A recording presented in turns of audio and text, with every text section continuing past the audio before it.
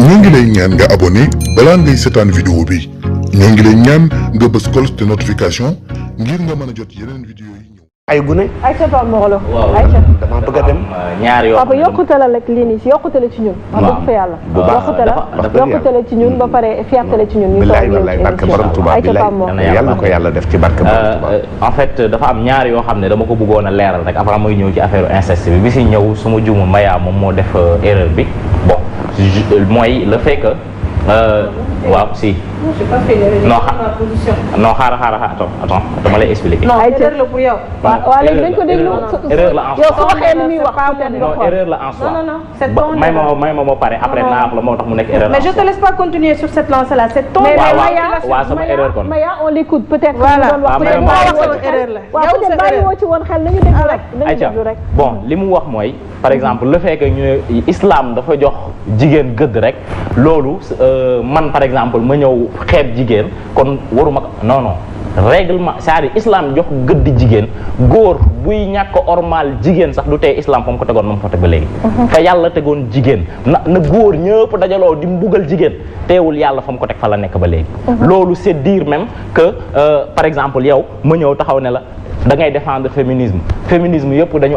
dañu bon donc bul généraliser parce que yow munoo doon nangu ñu généraliser si yow donc bul généraliser ci islam mi nga xam ne dafa jox jigéen gëdd avant kenn di ko jox gëdd ci yàlla mi nga xam ne dafa jox jigéen gëdd avant kenn di ko jox gëdd donc comme que suñu borom moo def loolu góor toroxal jigéen terewul islam yàlla fa mu ko tegoon ba tey mu ko fay teg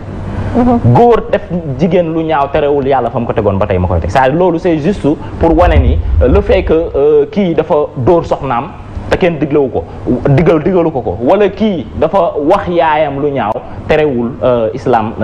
wala yàlla teg gëdd jigéen fa mu ko tegoon beneen bi aussi sunu papa moom moo xaw a jàdd ci côté boobu te xam naa ni tey dafa juum ci foofu li tax mu juum mooy c'est pas parce que dañu wax sànq sax ba ñuy tudd affaire troisième ak yooyu no c'était juste pour refuser idée wu par exemple dañu war a jàngale lenn li ci à bas âge papa nga baal ñu mais ñun ba ñuy xam sexualité ba ñu amee soxna lañ ko xam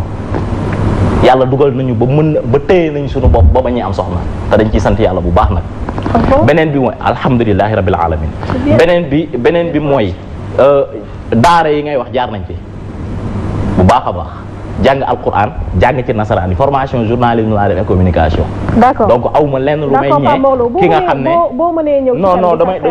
damay def mise au point ci côté boobu parce que sëñ Dame Ahmadou Abdourahmane Lo suñu maam yooyu mu tudd ba ci sëñ Sàmba Ngottiloo suñuy maam lañ mais ñun suñu valeur duñ ko aj ci suñuy maam donte ñu baax lañ si ñun suñuy valeur suñu jëf lañ ko aj di sant yàlla bu baax nag donc fi ñuy tudd ci inceste beeg yooyu noonu comme ni ko suñu papa ji waxee dafa am loo xam ne lu am solo la te wax naa ko sànq ba léegi moom laay tudd muy perfectionnisme bi nga xam ne moom la suñu borom di woo ci nit gis nga yàlla bu tuddee ci suratu tiin laqad xalaqna al insana fi ahsani taqwim thumma radadnahu asfala safilin dafa fekk ne nit moom moo wàcc valeur la mu nekkoon xalifatan fil ard ba fas yéene nekk moom mala bi nga xam ne moo gën a suufe ci moom entre guillemets parce que nekkul pour xeeb mala la déedéet mais c'est juste pour jox ko gëdd ndax laqad karramna bani aadam dafa am ci alquran nit mënu koo wàccee waaye nit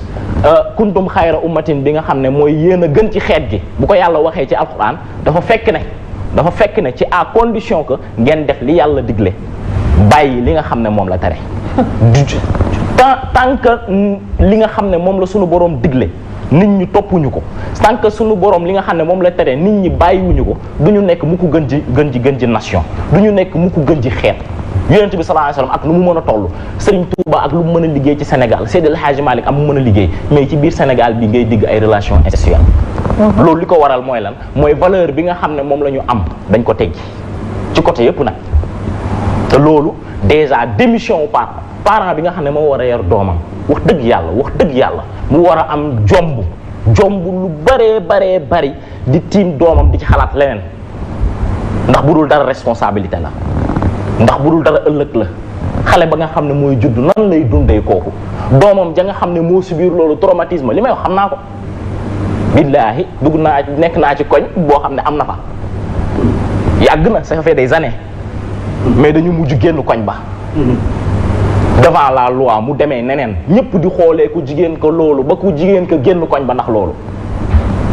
après mu mujjee doon yoo xam ne la cay topp lu yàq la moo lii te pourtant ku jigéen kañu ko def wal ma nga doon jàng nekkoon ci situation bu am solo mais nga am baay bu faible am feebar parce que am na yoo xam ne feebar la dañ ko war di faj buñ ko fajul leneen lay indi donc bu ñu ko askanale benn xeet parce que xeet du tax du indi mbon waaw yàlla bu tegee xeet rek daf ko teg ci égalité waaye buy teg supériorité relation de supériorité et d'infériorité xam nga ci bonne condition la koy teg ci gëm yàlla waaw ki gën ci yéen mooy ki gën a wéetal suñu borom ki gën ci yéen mooy ki nga xam ne moo gëm yàlla waxul gën ci yéen moo ëpp xaalis waxul ci gën ci yéen moom muy jullit waxul ci gën ci yéen moom mooy chrétien waxul ci gën ci yéen nii lay tudd wala nee lay tudd déedéet dafa wax ki gën ci yéen mooy ki nga xam ne moom moo gën a jox gëdd nekkub nitam ba delloo ko suñu borom donc loolu aussi je crois que perfectionnisme boobu suñu borom woo nit dama koy continuer di ko waxaat jaadu na ñu jéem ci yar suñu njaboot au lieu que ñu naan leen lii bon na nañ leen tegal li baax tant que def waaw ne leen lii la tant que defuñu loolu naan boo defee lii mooy conséquence bi protéger loolu et cetera baax na trop parce que garde-fou dafa am mais avant ñuy wax loolu yëpp nañ ko xamal ni ko lu baax laa ngi fi d'accord saa au moment bi jeune bi di fooyee boppam di fooyee boppam ba ci feneen di fekk mais am na jeune boo xam ne mi ngi jàng ba egg fa mu war a egg j'en connais des milliers ñi ngi Sénégal fees fi dell mais malheureusement nit ñi jéemuñu leen a xam donc loolu c'est une mise au point boo xam ne dafa war a jaar ñu def ko qu'on aura l'occasion encore une fois recevoir la ci émission bi so ayca temps bi presque jeex na wala jeex na on va dire li ma bëggoon rek mooy rapidement allez-y bu njëkk bi mooy fi may expliquer Prospère mooy li tax ñu war a ñàkk xale bi boo xoolee xale yi bu ñu defee tour de plateau waxtaan yëpp dañuy xam ne léegi nit loo leen xamalul ñu xami ko je m'explique la télévision l'internet tey loo waxul sa doom boo tey ni maam yi doon ñu yaree par exemple parenthèse la rek bu la góor jegee rek nga ëmb et cetera mënatuñ ko communiquer noonu ak suñu njaboot ndax boo ko waxee sa doom mu dem vérifier ko à la télé wala l'internet xam ne lii sama yaay doon wax ma du dëgg donc mieux vaut ñu leen di wax réalité yi yar leen d'abord encore ci diine mooy diine lim ñu wax mooy ñu téye suñu bopp su mënul ne ba mënul ne mooy commencé na am activité waxtaan ak moom yedd ko te xam ko li koy xaar loolu moom mooy indi responsabilité deuxième point bi mooy c'est très important ñu éduquer góor yi éduquer jigéen yi ci fuite de responsabilité yi parce que Safia avant d'être un mari góor nga woon avant après boo nekkee mari da ngay dem nga nekk papa kon nit ñuy yaree góor yi ñu mën a yor seeni soxna war nañ leen yar tamit à être père xam lu tax lu may wax à être père ba ci nii da ngay gis góor yoo xam ne seen jabar mën na ëmb ba wasin parenthèse la rek duñ ko accompagner ci dara jéemuñu sax xool yenn yi apprendre une personne à être père Safia dama ne éduque nit ñi yaree jigéen ñi ñu yar ko tamit góor ñi parce que liñ fi wax yépp comme problème ay affaire d'inceste am nañ benn éducation bu raté ci njëlbeen boo xam ne mooy damay wax ñëpp ku ci yor doom yu góor yor ci doom yu jigéen ni ngay sonnee ci sa doom ju jigéen yi sonn ci sa doom ju góor ji parce que àdduna moo toll foofu léegi tey munoo nga nekk góor nga nekk boo la leeree ne boo nekkee baay jëkkër après baay ngay doon on t'apprend seulement à être mari homme responsable il faut que ñuy jàngal nit ñi doom bu juddoo yow waajur bu góor bi lii mooy sa warugal ci moom ba ci fin ça t'apprendra tamit ngay jël say responsabilité si doom juddee def ngeen parenthèse tout à l'heure bu am importance ci ñi nga xamante ni am nañu jabar ba pare ñu tàggalikoo ñu def tey fuite de responsabilité boobu ci refus de paternité parce que refus de paternité du rek nga ne juruma doom ji jur doom bi indi ko ci àdduna ba pare processus am fekkee si woor ci dara en tant que père refus de paternité la soo yoree sa doom Safia ak fi jamono ji toll ndogal dal ko mu am refus de paternité wax naa la ko tout à l'heure Prospère ngal la na nga ko garder parce que xale yi ñuy sànni yëpp après moo xam ñu ëmb wala ndogal fekk leen wala lu mu mënti doon dañoo xam ne après dañuy gën a perdre repère parfois te perdre repère boobu mooy indi jur na doom bi du xam après nan lay def xamul nu ñu yoree bébé bi après xamul nu ñu yoree bébé mu jàpp ne addunaam yàqu na ba pare jur na benn yoon alors que boo téyee sa doom parce que erreur benn yoon am na mën nga ko sauver waat xamal ko ne lii bu ci jaaraat ba pare jàppale ko mu yar donte ku góor ki refusé na paternité bi ma daanelee ci point bu am importance bi nga waxee Safia muy wàllu inceste yi viol dans les écoles dama koy brosse rek maîtres yi ëmbal seeni élèves oncle yi ëmbal seeni kii ak fi bëri ci société bi et tu l'as dit c'est cette même société où on parle de Sidi Hadji Malick de Cheikh Ahmadou Bamba et de nos érudits qui nous ont appris que des valeurs parce que li nga xam ne ñi ngi toog di wax ci ko télé parfois nit seetaan foog ne lu ñu wax mu ne société de valeur société de valeur ci comportement lañ koy nattee et c'est dans cette même société Sophia dama lay jox exemple comme Pape Morlo qu'un père a engrossé ëmbal doomam benn yoon ñu nëppal ko mu ëmbalaat bëggoon ko génne ñu bañ mu ëmbalaat ko ngeen baal ma xale bi juddu nekk waay laago mu génne waay laago bi ak doomam bi te ki njëkk kim ko ëmbaloon c'est cette même société là donc c'est les mêmes personnes ay nit ñoo xam ne comme je dis ne éduquons les hommes et les femmes parce que c'est ces hommes là ñooy nekk après ay violeurs ñooy nekk ay nit yoo xamante ni dañuy nekk ak seeni doom donc bu ñu amee yar bu assise une bonne éducation nga jàngal ko li diine wax ci moom jàngal ñun jigéen ñi li diine wax ci ñun c'est ainsi qu'on va faire une bonne société un violeur place am soit c'est à l'hôpital ou en prison ñaar yooyu rek la bu ñu mënul rafetal bu ñu ne dañuy rafetal ba rafetal nañ ko yóbbu hôpital faj ko ndax mënoo di sekk ak koo xam ne amul accord ak yow nga dem egg ci kawam ba ndogal fekk ko si lu ñu ko nëppal mën nga ko rafetal mais boo ko rafetaalee tamit mu defaat ko keneen donc man je reste convaincue qu'un violeur place am hôpital la wala mu nekk prison et que les gens apprennent à prendre leurs responsabilités ndax tôt ou tard loo mënti def dalay dab loo def ci àdduna dalay dab. Merci beaucoup Sophie Gueye Maya. waaw juste. tey moom yaram bi neexul. Safia juste pour dire que un acte criminel mérite une sanction criminelle. Faut qu'on sorte de l'hypocrisie dans cette société-là. Man de vraiment je ne vois pas man gisuma ay doomi aadama de laa wax nga juddu am ndey am baay nga màgg nga dugg ci société nga bëgg a maquiller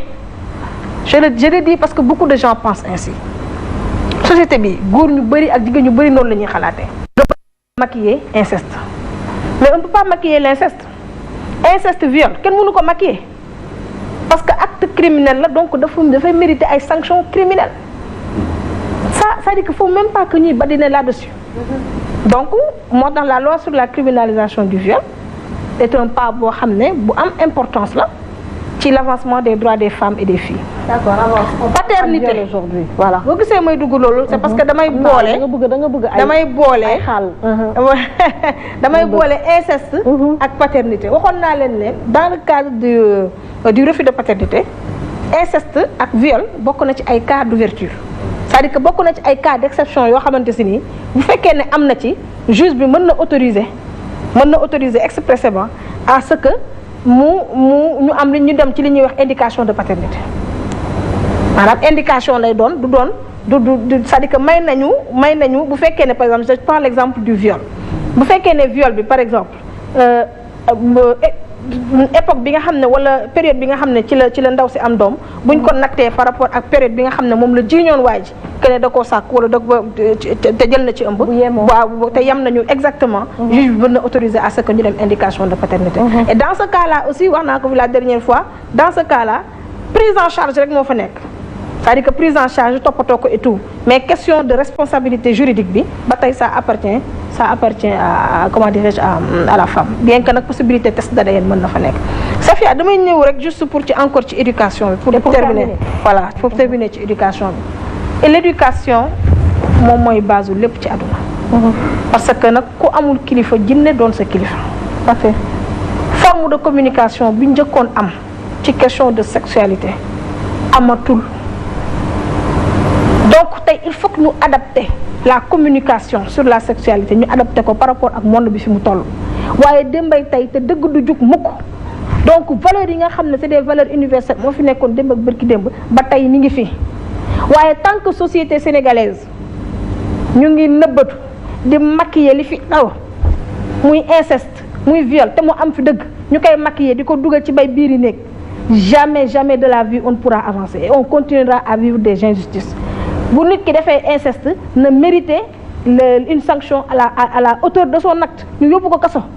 Moi je pense que c'est ça qui est important et que jigéen ñi ñu gën a xam seen bopp rek Safia gën a xam ne la responsabilité dafa nekk lu am importance te jigéen day xam valeur am xam moom mooy kan exactement mais mu vivre dans une société boo xamante ni elle a la liberté de pouvoir s'accomplir de pouvoir se valoriser donc loolu laa bëggoon wax un peu voilà di wax ne vraiment le refus de paternité bi mooy suñu problème di ñaan président de la république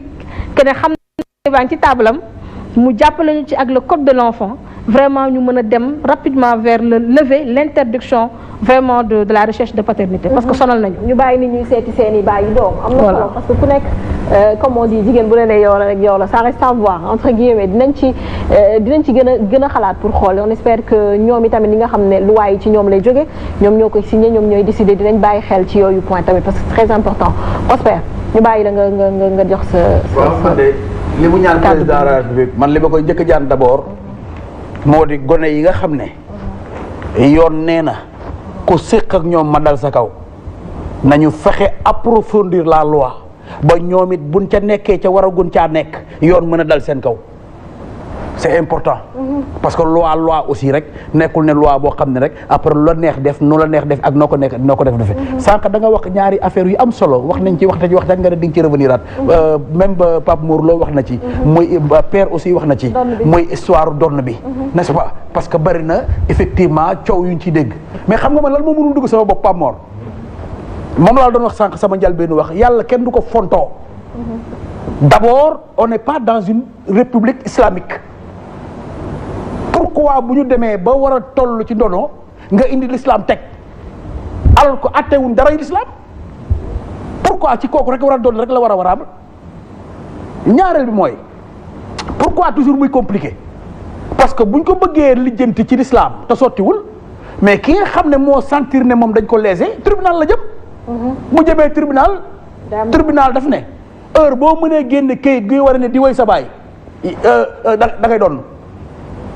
heure boo mënee indi kayit gu firndéer ne di woy sa baay da ngay doon mais xam nga lan moo tax troisième point bi intéressé ma waa xale bi nga xam ne moom nee nañ ko doo fi doon ne il y a problème xam nga tax mu am problème d'abord moom il n'est responsable de rien dëgg la yàlla moo ko wax mais ñaareel bi mooy li tax ma la doon wax sànq ne yàlla kenn du ko fontoo ñaar ñi nga xam ne ñoo ko séq jur ko nga jur ko yéen ñaar te mariage amagul l'islam lu mu wax ñu door leen ay yoonu yar ay lan téeméeri yar waaye yéen dooru leen papa téeméeri yar dooru leen yaay téeméeri yar bëgg ne ko doo fi doon xanaa doon bi kay mooy attention fii kat doo fi doon ndax sa papa ak sa yaay bi ñu ko defee dañ leen dooroon téeméeri yar waaye yéen dooru leen téeméeri yar am déggoo ma waaw pourquoi charia war a dal ci doom ji rek comme ñoom dooru ñu leen téeméeri yar looloo tax mu war a doon moom parce que dooru ñu leen téeméeri yar parce que mbir mi ñaar la dañ leen di door yéen téeméeri yar parce que lii waru leen ko woon def ba kii di si juddu su ëllëgee nag ñu ne ko sa waay attention lii kat waa kay sa papa ak sa yaay charia daloon na seen kaw kon yow it dina dal sa kaw waaye dooroo yaay téeméeri yar dooroo baay téeméeri yar ne doom doo fi doon ne maanaam charia bi unilatéral la te boo seetloo nag pap gis nga ñi fi bàyyi ñaari caay ak ñeenti marakis ñooñu kenn doo fi dégg mu yaa fi doon nag doo fi doon bu alal ji teewee rek bu alal teewee rek ngay dégg waa kay bu alal sakkane bu alal duunee rek ngay dégg war naa doon nag waroo doon parce que alal la duul mais ku fi bàyyi ñaari parakis ak ñeenti koppati yu weex wala ay marakis yooyu noonu non coow du jib mais li ma bëgg a wax rek mooy li yàlla wax d'accord naa mais dañ koy appliquer ñëpp ñoo xam ne nii ñu ngi ci système bi dañuy door yaay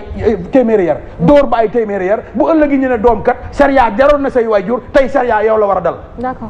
waaye moom rek la war a dal moom te ñee kenn doorul kan charia appliqué woon ci ñoom moo tax bu compliqué ba compliqué comme nous sommes pas dans une république islamique mu dem tribunal. D'accord prof. D'accord prof ñu ngi jégalu loolu aussi lu mat a bàyyi xel la. ñu ngi jégalu temps bi daf ñu dab bu baax a baax ñu ngi jégalu Dieye merci beaucoup kontaan nañu li nga wax c'est clair et limpide papa ayca ñu bàyyi la nga jox ñu sa xalaat gi mujj ci thème bi nga xam ne moom lañ doon def depuis dimanche. waaw man de àddina yéen laay waxal. yéen rek laay waxal yéen rek a ma ñor ku ci nekk dégg nga li nga ñaan président de la république man ñaanuma loolu président de la république man président de la république li ma lay ñaan moom mooy la amoon démb ak bërki démb nga xam ne diggante Ngigéloon bokki jaalu bi Madina Njaaj bi dëkku Cerno Hamdu Rabbi Njaaj bi ñaange yi di galo ya bu ne ko tuuti nga jël ko muy ab pël wala xaal pulaar mat fukki at ak ñeent nga xam ne xamagul yow yaa ko bëggal nga bëggal ko li nga ko bëggal joxe ko ci at boobu loolu laa bëgg nga indil ma ko delloosi ko ñaanuma la ko nag dama ne pour nga indiwaat ko ñaanuma la ko de à 14 ans nga maye pour lii di am tey bañ a am ñaanuma ñoom doonoo ñaan man ñaanuma dama ne li fi nekkoon démb ak bërki démb sama ay maam dugal naa la Fuuta su ma neexee dugg Sénégal oriental la fi amoon ci ndukkumaan ba keroog ngay dem kawoon ca bëj Saalum ya looloo fi amoon li amoon ci kër sëriñ si li sëñ Touba Cheikh Abdoul Ahad doon def jekki-jekki gurgur nu laaj ko mu ne dama leen di bëggal bala noo bëgg loolu laa bëgg nga delloo si ko ñaanuma ñaan loo xam ne lu sunu borom nangu la kooku ak naa féq dëgg la ñaanuma ko ñii taxaw su ma waxee ñaari baat ñu diwoo laa la dugguma daan ne jant boo mayee fukki at ak ñeent mariage précoce nangam te ngeen gis ay vidéo yoo xam ne ñu ngi jëfee loo xam ne loolu laa wax ne pour su fekkente ne mën nga koo libéré nga libéré ko benn ñaareel ba nit bari na xam-xam lool wéer ko ci am njàng te jàng jéng am na nee na nit dina bari xam-xam waaye am na foofu mënu faa egg ba xam ko mukk ci këru àdduna ndaree du dafa jël tànkam bii moo tax sëñ Tuubaa ne jar na dox ba siin ñu ne lan mën a xam-xam moo ko te wérul sax kooku fi ma lay classé donte konte ngay aafisul xuraan wala nga def 3e wala année bi ngay def 2e wala 4e wala tel endroit mbaa mu sa fi téere laa lay teg barke borom Tuubaa nit day am kilifa man ca sama maam yi démb yàllaa daan roy ña daan roy sëñ Tuubaa ña daan roy maam Seydi Hadji Malick seen doone yanu daan jox mu ne roy sama maam dëgg la sama maam waaye sama bopp ah déedéet man wóolu ma sama bopp man damay copier ci li fi samay maam bàyyi woon démb ak bërki démb jomb naa ko duma ko def ci askan sàngam laa bokk duma dugg ci njàngam doon may xoolee bëtu sàngam way la woo xam ne samay petit fils samay arrière petit fils dafay ñëw loolu ci samay maam laa ko fekk du lu ma créé man duma mbaam mu sa fi téere li lépp doon leen di nax bépp gune boo ci xam ne tu n'obéis pas les conseils de ton père ou de ta mère amuloo kilifa nangu woo mu tànnal la soxna nangu woo mu ne